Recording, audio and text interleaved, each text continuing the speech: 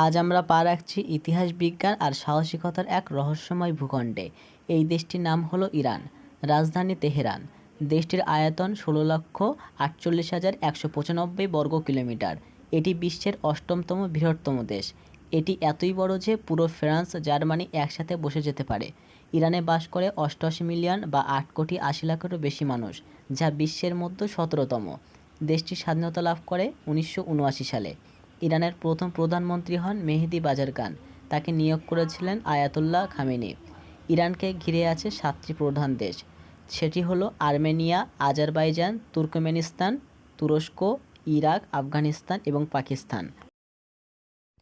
ইরানের জাতীয় ফুল হলো গোলাপ ফুল, যা ভালোবাসার প্রতীক।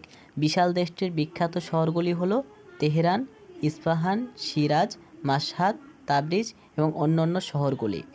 ইরানের শিক্ষা ব্যবস্থা অন্যান্য দেশের তুলনায় অনেক আলাদা। ইরানে ধর্মীয় শিক্ষা বাধ্যতামূলক, যেমন কোরআন শিক্ষা।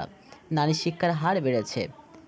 ইরানের অর্থনীতির বড় অংশ তেল এবং গ্যাস রপ্তানি থেকে আসে, যা রাজস্বের প্রায় ৫০ থেকে ৬০% তেল গ্যাস থেকে আসে।